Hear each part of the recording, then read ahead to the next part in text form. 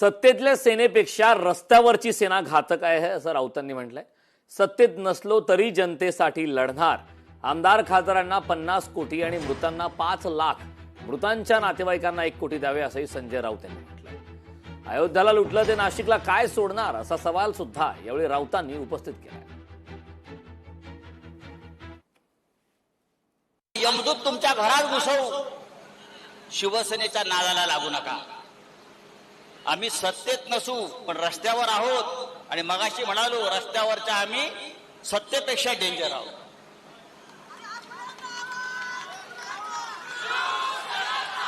शिवसेनेचा जन्म रस्त्यावर झालेला आहे, त्याच्यामुळे रस्त्यावरच्या लढाया काय आहेत आता तो तुमचा गिरीश महाजन जराळ्याने येईल माईकवर आणि सांगेल ह्यांना काय कळतंय। आम्हाला भ्रष्टाचारातलं खरोखर कळत नाही, तुलाच कळतं। 10-12 बळी घेता आणि हसत हसत सांगता 5 लाख रुपये दिले। गरिबांच्या जीवाची किंमत क्या 5 लाख रुपये? लक्षात घ्या, हे 5 लाख रुपये तुमच्याकडे ठेवा। या मृतांना 1 कोटी रुपये दिले पाहिजेत त्याच्या कुटुंबाला।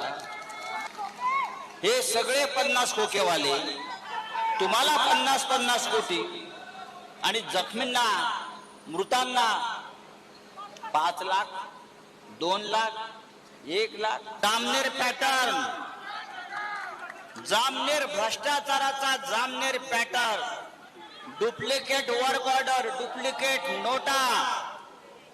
कुंभमेळ्यावरती आम्ही नंतर येणार आहोत, सध्या खड्ड्यावरती आहोत। संपूर्ण कुंभमेळा भ्रष्टाचारानं भरभरटलेला आहे।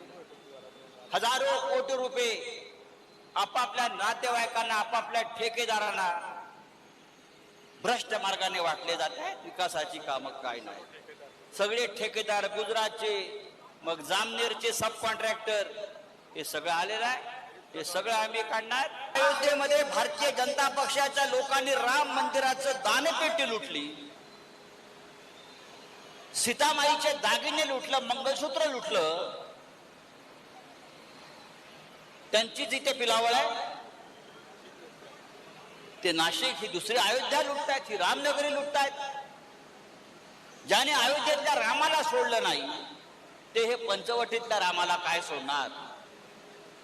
या सगळ्यांना आता आपण सोडायचं नाही। आता संजय राऊत त्याच्या जिभेला काही हाड नाही, ते कोणाबद्दल काय बोलतात त्याची सगळ्या महाराष्ट्राला कल्पना आहे, देशाला कल्पना आहे।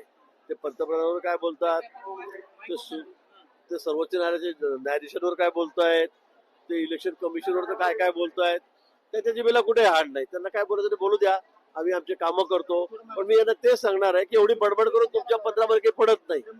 तुमच्या बरोबर आता 2 खासदारांच्या वर तिसरं राहिलेलं नाही, बरोबर आहे। आमदार आहेत ते सगळे सोडून गेलेत, आता महापालिका नगरसेवक आहेत मुंबईचे, ते सुद्धा तयारीतच आहेत। राज्यामध्ये एक महापालिका तुमच्याकडे नाही, नगरपालिका तुमच्याकडे नाही।